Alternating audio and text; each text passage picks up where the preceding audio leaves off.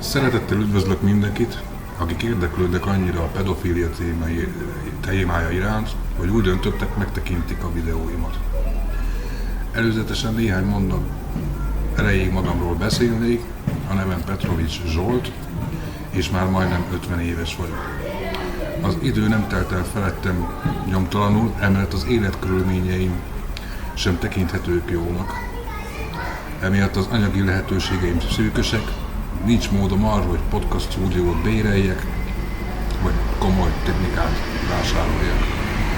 Még csak ismerkedem az internet nyújtotta lehetőségekkel is. Így nem vagyok képes kellemes bevezető intrókkal és szemléletes ábrákkal színesíteni a videóimat, de úgy gondolom, hogy a szavaknak elegendőknek kell lennie azok számára, akik meg akarják védeni a gyerekeiket. Abból kell boldogulnom, ami a rendelkezésemre áll. Így arra kérek mindenkit, hogy ne a külsőmet, a körülményeimet, vagy a videók minőségét tekintsék alapfeltételnek a megítélésben, hanem a mondani valómat, amelyet feltárok önök előtt.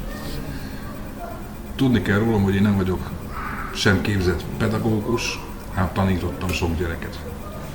Nem vagyok képzett pszichiáter vagy pszichológus, ám kellő empátiával rendelkezem ahhoz, hogy a lelki és érzelmi folyamatokat felfedezzem.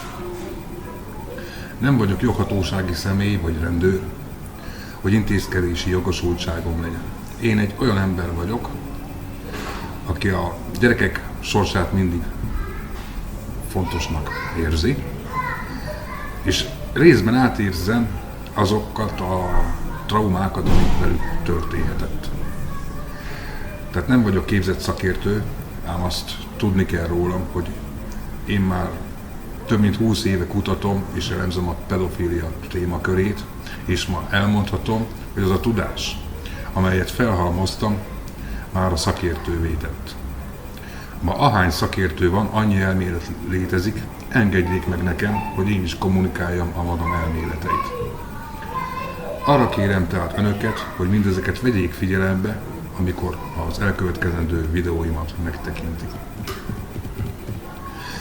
Remélem, hogy sok képzett szakember is megtekinti a videóimat, amelyek nyomán parázsló viták is indulhatnak, hiszen erre már évtizedekkel ezelőtt is nagy szükség lett volna. Erre egy későbbi videómban külön is ki fogok térni. Tehát kedves szakértő nézők, örülnék annak, ha vitába szállnának az elméleteimmel és javaslataimmal. Nem állítom azt, hogy mindegyik helyes és követendő, de azt állítom, hogy komoly vitákra már nagy szükség van, hogy közösen megtalálhassuk a valóban hatásos megoldásokat a pedofília szörnyűségére. Ajánlom ezeket a videókat mindazoknak, akik valóban tenni akarnak a gyerekek megvédéséért. Így ajánlom azoknak a szülőknek, a gyerekekkel bármilyen módon kapcsolatban álló személyeknek, pedagógusoknak és gyerekeket nevelő személyeknek, joghatósági dolgozóknak, rendőröknek, ügyészeknek, ügyvédeknek és bíróknak, és bármilyen jó érzésű, valóban tenni akaró embertársamnak. A videó egy ma is befejezetlen könyvemre alapulnak, és annak tartalma alapján végig fogják kísérni az érdeklődőket, és végig fogom kísérni az érdeklődőket a pedofíliával kapcsolatos valamennyi információ, amelyet a kutatásaim éve alatt felismertem. Ezekben nem csak elméleti ismeretek lesznek hallhatók, hanem megelőzésre, a felismerésre és a rehabilitációra is sok módszert ismertetek, amely elméleteim alapján esetleg működhetnek. Emellett megfogalmazok sok kritikát is, amelyek észrevételeim szerint a pedofília elleni harcot megnehezítik, vagy akár időre lehetetlenné is teszik. Röviden a könyvemről, amikor 20 évvel ezelőtt elkezdtem az írását, még egészen más okok vezéreltek. Inkább panasz volt, mint módszertan, nem is írtam folyamatosan. Hosszabb, rövidebb megszakításokkal bővült, akkor, amikor egy a témába illő eseményről értesültem a sajtóban vagy a televízión keresztül. Ha viszont azt érzem, hogy a gyerekek nagyobb veszélyben vannak, mint bármikor a történelem folyamán, és ennek a folyamatnak akarok akadályt emelni, amennyire csak módonban áll. Így ez a könyv ma több mint 600 oldalnyi hasznos információt tartalmaz. Úgy érzem, hogy luxus megengedni azt, hogy ezek az információk csak akkor kerüljenek ismertetésre, ha a könyv elkészül és kiadásra kerül, hiszen addig is milliónyi gyerek él át valamilyen szexuális esemény anélkül, hogy bármit tennék a megelőzés, a felderítés és a rehabilitáció területén. A videókban számos példával fogom bizonyítani az elméleteimet és a védekezési módszertanaimat. Néha saját, vagy más emberek tapasztalait említem, vagy példákkal, elképzelt szituációkkal illusztrálom, hogy egy gyereket és szexuális eseményhez milyen folyamat vezet. Nem fogok hivatkozásokat megadni egy ilyen szituáció, hogy egy ilyen szituáció milyen valós eseményekre alapul, hiszen azokra példákat bárki találhat a világhálón. Annyi ilyen újságcikk van, mint égen a csillag, sajnos.